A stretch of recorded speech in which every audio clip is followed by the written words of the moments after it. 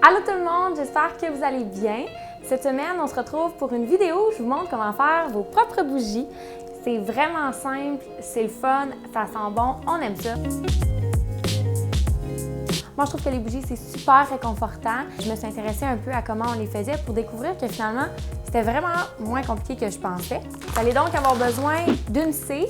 Moi, je prends de la cire de soya, qui est une cire qui est naturelle. Vous pouvez aussi prendre de la cire d'abeille. On ne peut pas nécessairement diluer tout à l'intérieur, donc je pense que les huiles essentielles, justement, c'est plus difficile. La cire de soya, c'est une cire qui est vraiment facile à travailler quand on commence à faire des bougies. Moi, c'est pour ça que j'ai choisi celle-là, puis aussi parce que c'est une cire qui est naturelle. On évite, s'il vous plaît, de prendre, voyons, le nom m'échappe, de la cire qui est dérivée du pétrole, de la paraffine, pire cire qui est pas bonne pour la santé. Moi, je vous conseille vraiment la cire de soya. Vous pouvez mettre à l'intérieur l'huile essentielle de votre choix.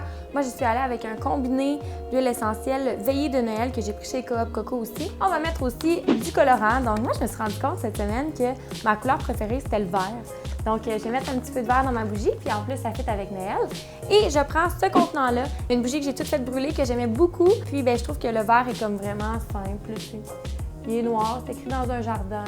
Alors, je me suis dit, pourquoi pas le réutiliser? Si vous voulez réutiliser des vases qui ont déjà eu de la cire à l'intérieur, vous avez seulement qu'à prendre votre contenant, le mettre dans l'eau chaude, le faire bouillir, puis la cire, au bout d'un moment, va seulement se décoller toute seule. Pas plus compliqué que ça. Alors, on commence! Là, on obtient la quantité en grammes que ça fait. On multiplie ce chiffre-là par 0,09, puis ça nous donne la quantité en grammes de cire qu'on va avoir besoin pour faire notre chandelle. Donc là, moi, ça me donne 219,2. Je vais calculer avec ma calculatrice. On dirait que j'oublie tout le temps que j'ai un micro, tu sais, je parle full fort. OK.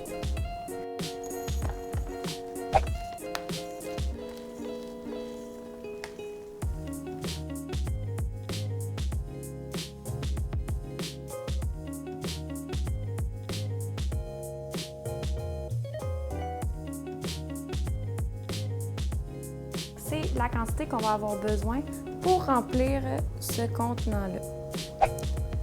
Ici, on a un bain-marie, donc on a de l'eau dans la casserole, puis ici, on a un autre plat par-dessus. C'est vraiment dans celui-là qu'on va venir fondre la cire. On met ça au max, on attend que ça chauffe.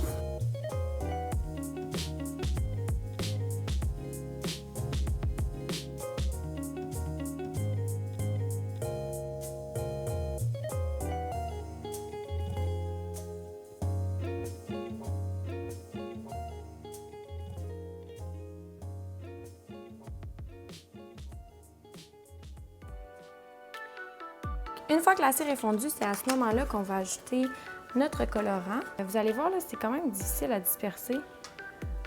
Comme on en met quelques gouttes, puis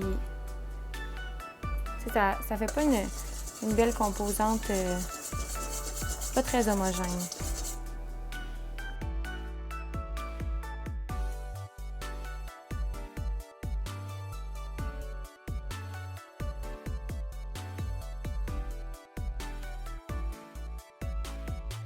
Puis, il faut faire attention, par contre, avec les huiles essentielles dans les bougies parce qu'il y a un point pas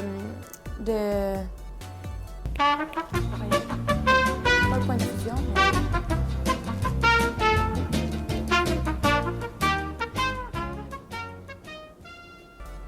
Bref, j'oublie le nom. Je l'écrirai. Il y a un point de...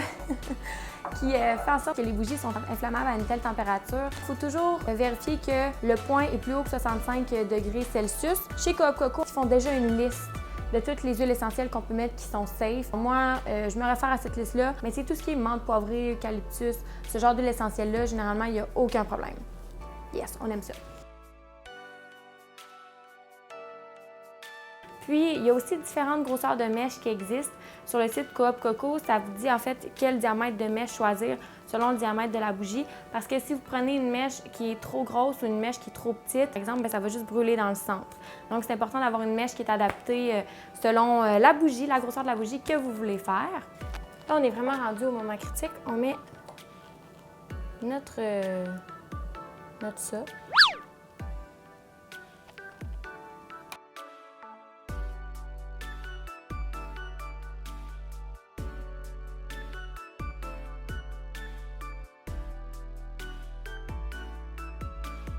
Comme vous l'avez vu, la mèche que j'ai utilisée est vraiment trop grande. Donc, c'est sûr que je vais la couper Vous pouvez la mesurer juste avant, chose que je n'ai pas faite.